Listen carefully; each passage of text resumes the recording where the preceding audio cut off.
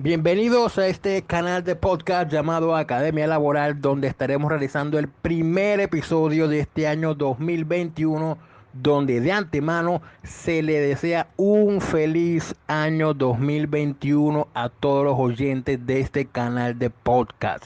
Que este año sea mucho mejor que el anterior, que aquellos que quedaron sin empleo durante el año anterior consigan ingresos, consigan trabajo durante este 2021, que aquellos que tienen trabajo, que siguen con trabajo en el 2020, continúen devengando en este 2021 y mejoren los ingresos, que por fin este 2021 se acabe la pandemia del COVID-19, que se desarrolle la vacuna a través de todos los laboratorios y que este año,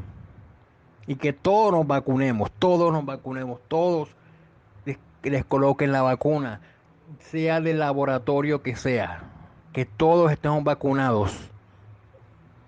contra el COVID-19, pero mientras tanto sigamos usando el tapabocas o el cubrebocas, sigámonos lavando las manos constantemente y evitando las aglomeraciones para evitar hacer parte de las estadísticas acerca de que cada día aumenta el nivel de contagios y evitar ser parte de la estadística de que estamos en una UCI.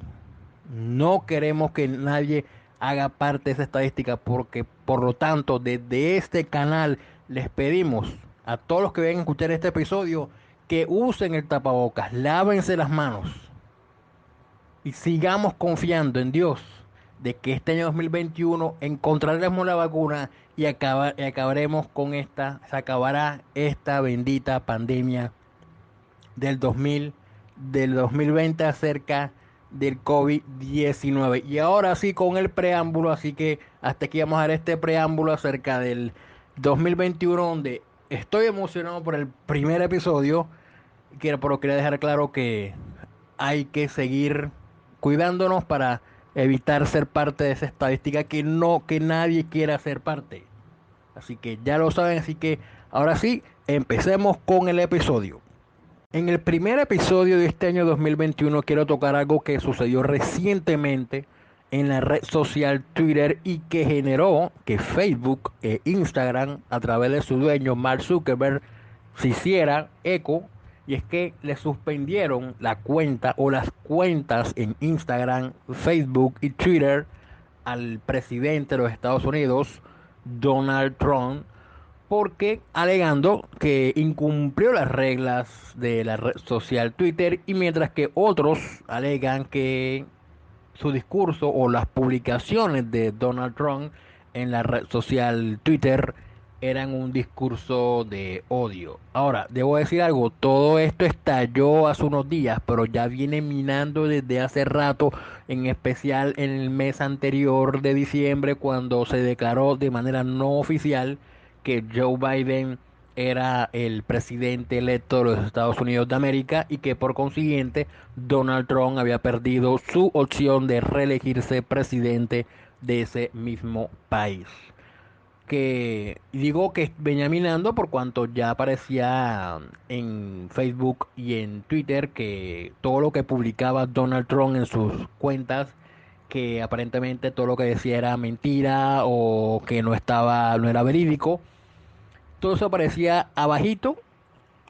cuando aparecía una publicación de Donald Trump en Twitter y en Facebook. Así que ya eso venía minando. Y hace poco, cuando el vicepresidente de los Estados Unidos en el Capitolio, en el Congreso de los Estados Unidos, declaró cerca de las 3 de la mañana que Joe Biden era oficialmente el presidente o había ganado las elecciones presidenciales, que Joe Biden iba a ser el presidente de Estados Unidos a partir del 20 de enero. Eso generó que Donald Trump le suspendieran. Primero, no le suspendieron la cuenta directamente, sino que lo que hicieron fue que dejaron en Twitter de que, prohibieron que la gente le diera el me gusta, el corazoncito que hay en Twitter, y le diera retweet, el RT, que es el compartir en Facebook, quitaron eso, nada más dejaron la sección de comentarios. Sin embargo, después suspendieron el tema de los comentarios y volvieron a darle por un leve periodo de tiempo la opción de retweet, aunque después, obviamente, le suspendieron todas las opciones de retweet, de me gusta, de darle al corazoncito y hacerle un tipo de comentarios para al final suspenderle la cuenta a Donald Trump de Twitter, de Facebook e Instagram. Además, si usted busca ahora mismo la cuenta de Donald Trump en esas tres redes sociales, no va a encontrar absolutamente nada de Donald Trump porque están suspendidas porque la red social alega que incumplió las reglas de juego. Y hay mucha gente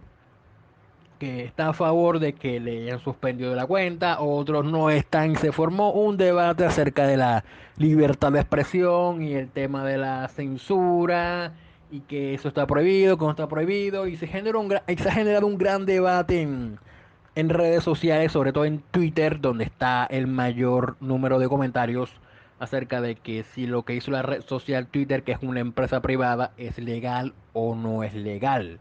Entonces muchos están a favor, otros están en contra, pero miremos lo que dice la Convención Americana de los Derechos Humanos y lo que ha dicho también la Corte Interamericana de los Derechos Humanos acerca de la libertad de expresión. Y quiero que cuando escuchen analicen si lo que hizo la red social Twitter es legal o no es legal. Ahora, miremos, en la Convención Americana de los Derechos Humanos hay un artículo, el artículo 13. Yo sé que en Colombia cuando escuchen esto van a decir algo. El artículo 13 de la Convención Americana de los Derechos Humanos habla sobre la libertad de expresión y de pensamiento. Y dice que toda persona tiene derecho a la libertad de pensamiento y de expresión. Y que ese derecho comprende la libertad de buscar, recibir, difundir información de toda índole sin consideración de fronteras, ya sea oralmente, por escrito o en forma impresa o artística o por cualquier otro procedimiento de su elección. Y dice el numeral segundo del artículo 13 de la Convención Americana de los Derechos Humanos que no habrá censura. Y el artículo, el numeral 5 de ese artículo señala que la libertad de expresión tiene ciertos límites y que no se protegerá bajo el amparo de la libertad de expresión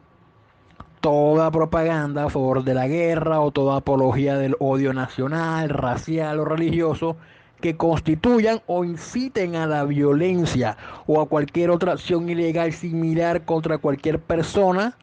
o grupo de personas por ningún motivo, inclusive los de raza, color, religión, idioma u origen nacional. Pues bien, eso lo señala el artículo 13 de la Convención Americana de los Derechos Humanos que protege la libertad de expresión. Ahora, si buscamos la Corte Interamericana de Derechos Humanos,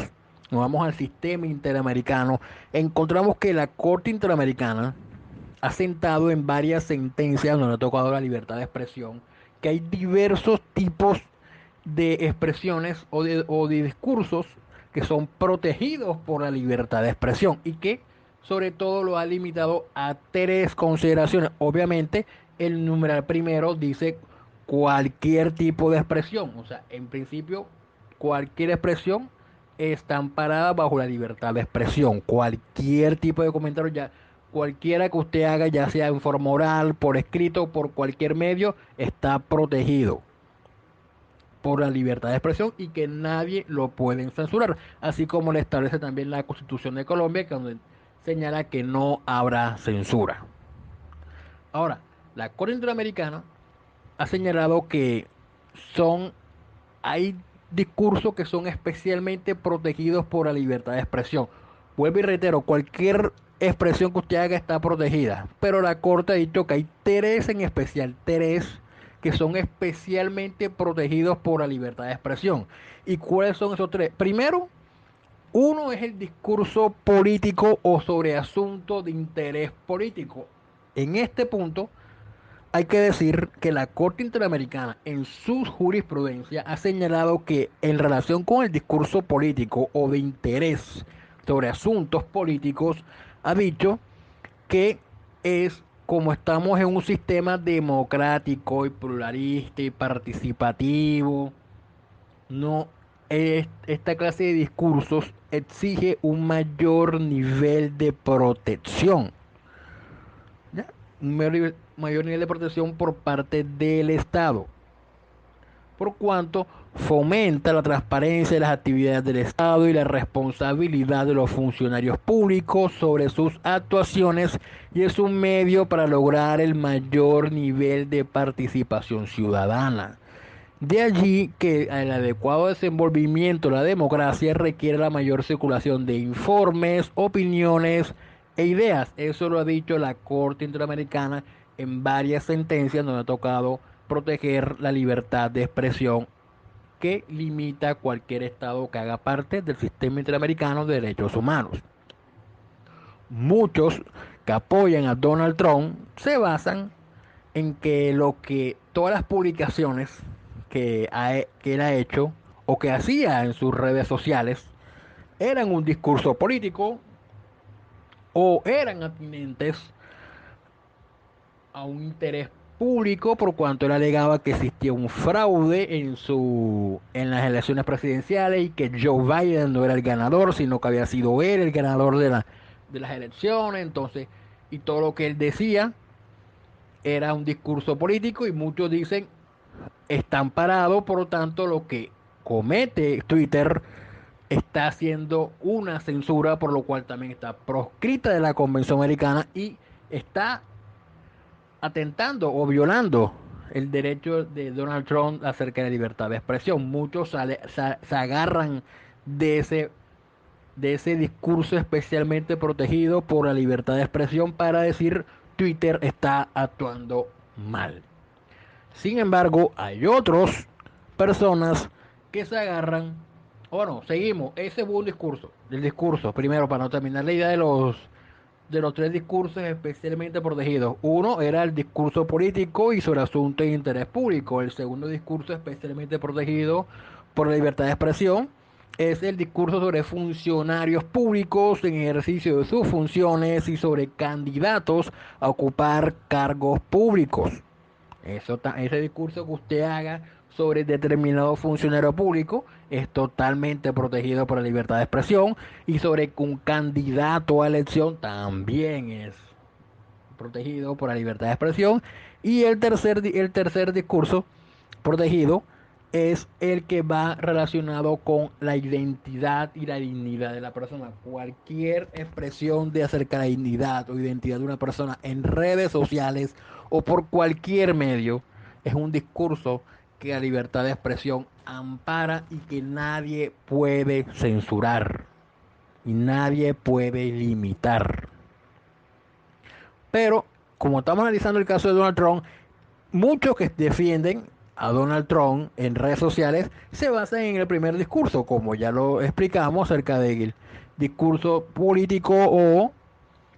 o de interés público. Eso se basan. Sin embargo, hay que decir también que muchos se están basando lo que señala el numeral 5 del artículo 13 de la Convención Americana, que son los discursos que no ampara la libertad de expresión, donde reiteramos, señala que está prohibida toda propaganda a favor de la guerra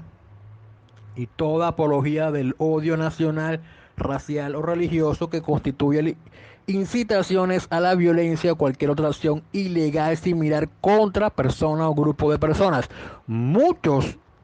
están basados, señala este numeral para decir el discurso que estaba haciendo Donald Trump en su cuenta de Twitter a través de sus publicaciones o a través de videos y que se replicaban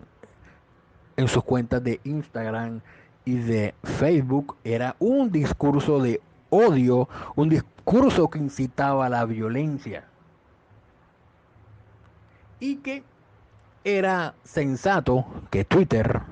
y que Facebook e Instagram más adelante a través de su dueño Mark Zuckerberg hicieron bien en suspenderles la cuenta a Donald Trump. La cuestión es que en cuanto al discurso de odio, ahí están las posiciones bastante divididas. ahí está la cuestión bastante dividida, muchos se agarran de ahí para decir que está bien. Sin embargo, y Twitter lo censuró como ya lo explicamos.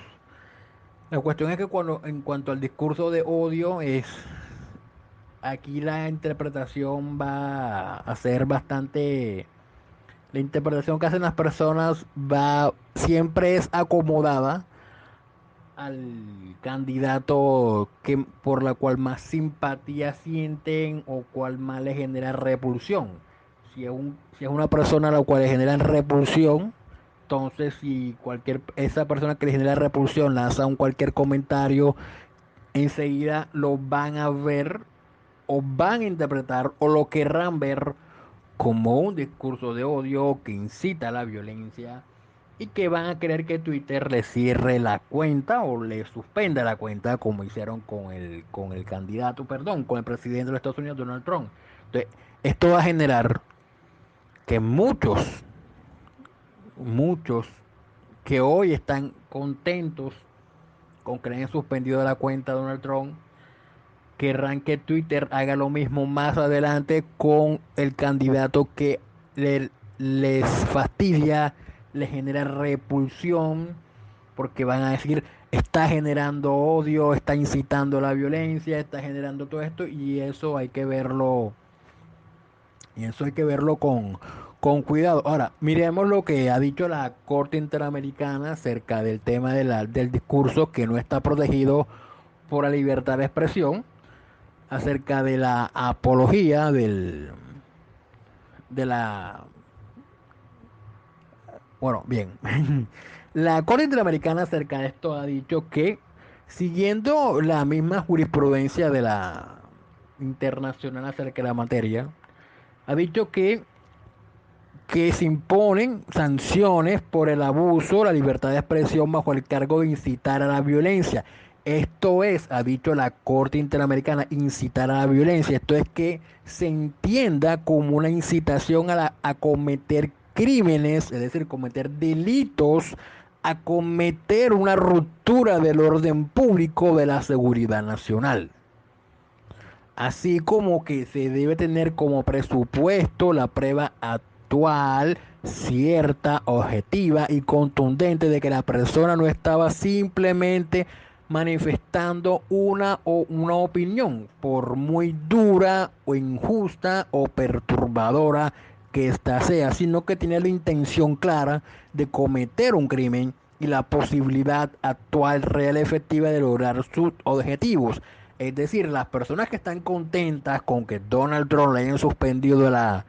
cuenta, están alegando que lo que sucedió en el Capitolio acerca de que se metieron a la fuerza y han matado a 5 personas, ese discurso que él hizo o esas publicaciones que decía en Twitter generaron ese tipo de violencia.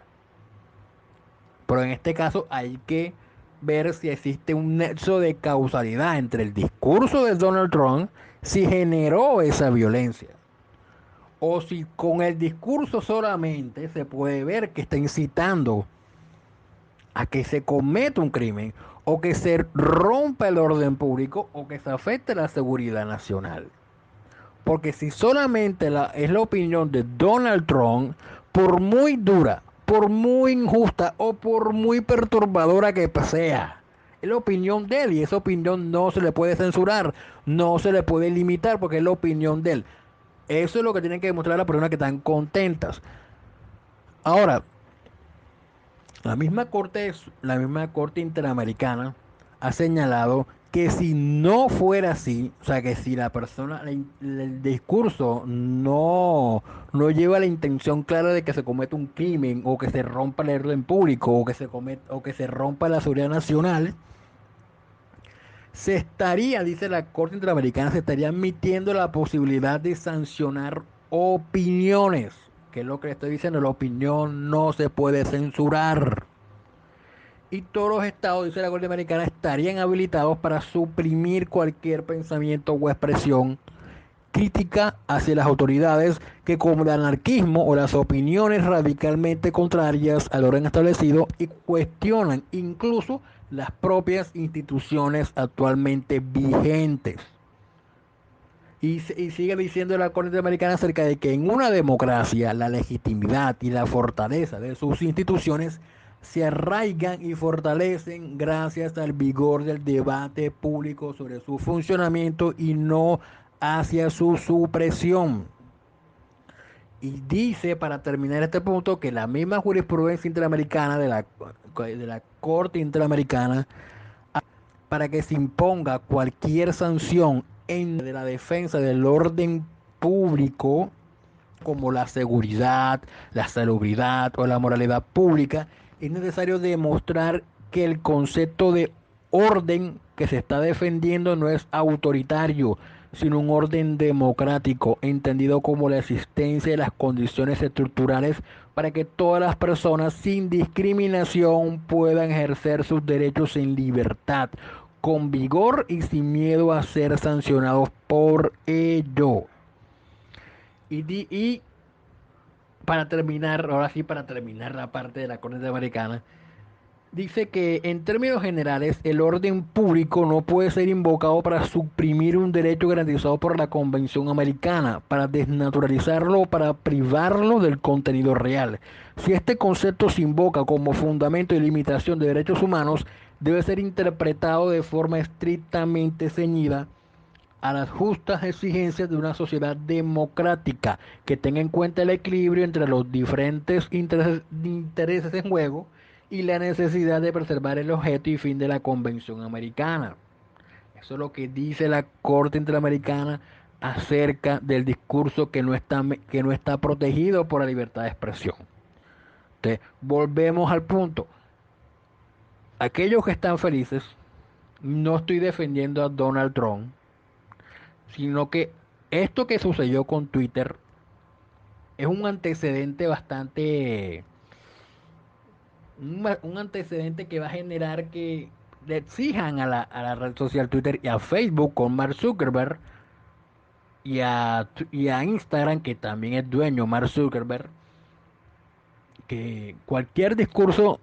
que exprese una persona que nos caiga mal, porque a mucha gente le cae mal Donald Trump, a mucha gente le cae mal. Entonces, mucha gente que le cause repulsión X o Y persona lanza una expresión en Facebook, en Twitter e Instagram, van a pedir que Twitter, esas redes sociales les censuren o les cierren la cuenta porque ellos interpretan o van a interpretar que es un discurso de odio que incita a la violencia y que está generando con su expresión la ruptura del orden público, que puede afectar la seguridad nacional. Y esto va a ser una caja y abre una caja de Pandora acerca de mucha gente que van a querer censurar, van a querer que le cierren la cuenta. Y en muchos casos va a haber censura, aunque el discurso que diga la persona no sea de esos discursos donde no se incita a la violencia, donde no se apoye no sea una apología del odio nacional, racial o religioso, simplemente es una opinión de él que aunque no nos guste, no nos agrade, no constituye ningún discurso donde la libertad de expresión sea limitada. Les pongo, a ver, dos ejemplos, para ver dos ejemplos que son totalmente diferentes. Uno sucedió hace como 15 días a través de la red social Twitter, donde una activista bogotana llamada María Fernanda Carrascal lanzó un comentario acerca de otro activista político que hace campaña al Centro Democrático, que es el señor Miguel Polo Polo, donde María Fernanda Carrascal lo llamó negro vergonzante, alegando de que él estaba a favor de aquellas personas que esclavizaban a los negros. Y eso generó un fuerte debate en Twitter, donde muchos estaban pidiendo que se sancionara a María Fernanda Carrascal, que le pedían a Twitter que censurara y que le cerraran la cuenta. Al final, María Fernanda Carrascal después de un tiempo, después de varios trinos, donde quiso explicar por qué de la expresión, terminó diciendo, hombre, sí, puede ser que me haya equivocado con el término negro vergonzante, pero no lo hice con ningún ánimo de un odio racial o generando discriminación hacia Miguel Polo Polo. Obviamente mucha gente lo tomó como una excusa, pero ella se disculpó, no intentó hacer más nada. Pero bueno, se disculpó y al final la cosa quedó así, aunque después Miguel Polo Polo intentó que se sancionara, que se le aplicara una ley de antidiscriminación que es del 2012, 13, no me acuerdo de qué año es la ley, que habla sobre sanciones penales, una ley penal, que la corporación Chao Racismo se metiera en toda esa cuestión. Al final ella se vuelve y reitero, ella se disculpó porque de pronto mal utilizó el término negro vergonzante, pero mucha gente tildó de discriminatorio y de odio racial la expresión negro vergonzante que ella lanzó en Twitter y que hay que decirlo, en mi criterio, la expresión estuvo muy mal. No es, si lo miramos desde el punto de vista desde el punto de vista jurídico, no es un discurso que se ha protegido. Se equivocó, sí, se equivocó ella. Al final admitió que se equivocó y todo quedó ahí. Ya, eso es un discurso que en principio no puede ser protegido por la libertad de expresión. Ahora, hay otro punto, es el tema de los muchachos que pertenecen a la comunidad LGTBI, que cualquier persona que venga a predicarles un evangelio acerca de que la homosexualidad es pecado conforme al libro de la Biblia, entonces ellos en sí lo generan como un discurso de odio y sinceramente ese discurso acerca de que un predicador venga y te diga tú estás en pecado porque la Biblia dice esto y te está llamando al arrepentimiento, no es un discurso de odio, simplemente está predicando lo que la Biblia enseña y que hace parte, está haciendo uso de un derecho fundamental que es la libertad de cultos, pero mucha gente lo toma, no solamente la comunidad LGTBI, sino aquellas personas que no aceptan el discurso de la Biblia aceptan y dicen que esto es un discurso de odio porque le están llamando al pecado, lo están llamando a un arrepentimiento, están invocando un Dios que de pronto no existe según su creencia o que no existe. Entonces lo generan como un discurso de odio. Entonces para mí ese punto no es un discurso de odio porque simplemente está llamando lo que la Biblia llama como pecado y si no nos gusta, entonces ya no es problema nuestro, sino un problema ya de nosotros con Dios y ya veremos si es verdad lo que los predicadores nos están enseñando o no. Pero bueno, esos son dos ejemplos que quería dar acerca del discurso de odio, que bueno, esperemos que lo del Donald Trump no pase a mayores. Esperemos que Twitter y Zuckerberg a a través de su cuenta de Facebook y de Instagram vuelvan a reactivar la cuenta de Donald Trump para evitar que lo que sucedió le suceda a alguien que está a favor o que está en contra, porque los que están a favor no querrán que les censuren.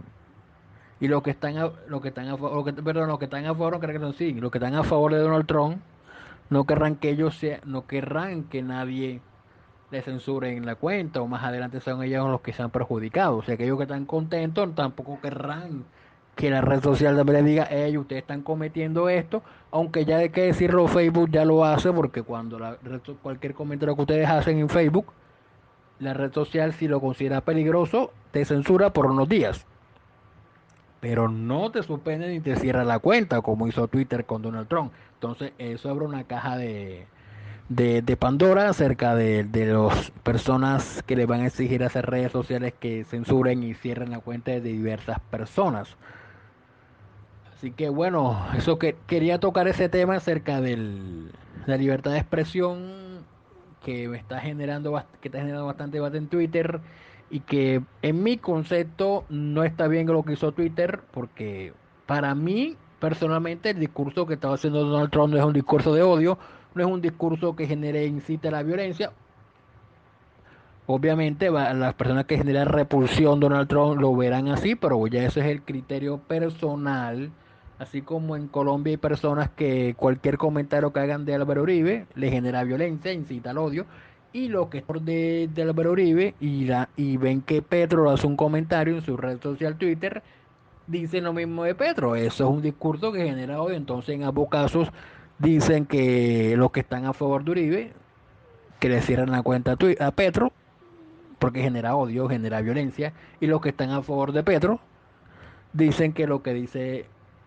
Uribe en su cuenta de Twitter genera odio, violencia, o cualquier comentario que haga en una emisora genera odio, violencia, y por lo tanto exigen, van a exigir a la red social Twitter que le cierre la cuenta a ambos, y en ninguno de los dos casos es permitido porque en mi criterio en ninguno de los casos se debe permitir porque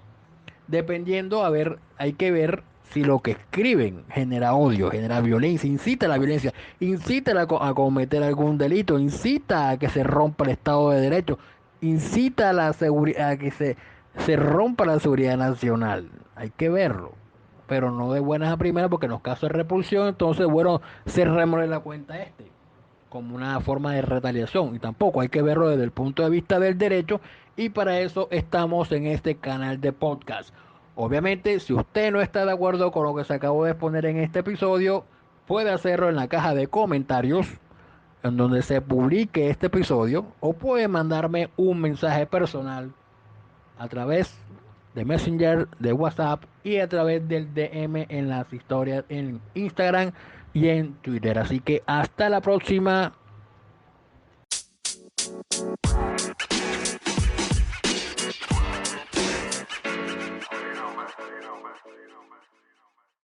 Capítulo aparte merece lo recientemente acontecido con la doctora Claudia López, alcaldesa mayor de Bogotá, la cual en el medio del COVID,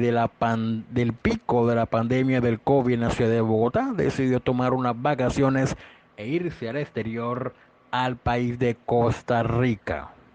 Obviamente sus detractores tomaron esto para darle palo, para hacer cierto tipo de comentarios en su contra, y los que lo apoyan y pertenecen al gobierno salieron vía Twitter a defenderla con el argumento de que como todo trabajador merece un cierto tipo de descanso, y ante eso hay que opinar o decir que el problema no es que la doctora Claudia López haya tomado unas vacaciones, porque como todo trabajador merece un descanso, como todo trabajador merece tomar unas vacaciones por unos días o por todo el tiempo que establece la ley, por cuanto eso es un derecho mínimo irrenunciable que tiene todo trabajador en Colombia, trabaje para el Estado o trabaje para el sector privado. La cuestión no fueron las vacaciones. La cuestión es la incoherencia que la doctora Claudia López venía diciendo a los bogotanos que como estamos en pandemia, no debían salir de Bogotá, que debían quedarse en sus casas. Y ella sale y se va de Bogotá. Y no solamente se va de Bogotá a tomar vacaciones, sino que se va del país. Y cuando regresa, no hace el aislamiento preventivo, no toma los 15, el aislamiento de 15 días. No, ni siquiera trabaja en casa, sino que enseguida toma y empieza a ejercer el cargo, cuando lo que debió haber es tomarse un aislamiento de 15 días, independientemente de que la prueba PCR hubiese salido negativa, que viene del exterior, y hubiese dejado ampliado aún más el decreto donde se dejó encargado al señor Luis Ernesto Gómez como alcalde encargado durante 15 días más. Pero no, ella no. Lo que hizo fue venirse a Colombia otra vez, después que le pidió al presidente de la República que no le extendieran los días más de vacaciones. Tomó el cargo y empezó a salir a Bogotá sin hacer el aislamiento de los 15 días que señala el Ministerio de Salud. Entonces, ese punto es lo que no compartimos con la actitud de la doctora Claudia López. No fueron las vacaciones en sí, sino la incoherencia y tomarlas en medio del pico de la pandemia e irse del país, porque debió haberlas tomado en otro momento, no ahora cuando el pico está más alto y cuando regresó vino y le echó las culpas al ciudadano de a pie. Cuando hubo serie de cosas que sucedieron en diciembre en Bogotá que hicieron que el pico aumentara. Así que quiero dejar claro que el tema no fueron las vacaciones, porque todo trabajador tiene derecho, sino que tomarlas en medio del pico de la pandemia no fue lo más acertado por parte de la alcaldesa mayor de Bogotá.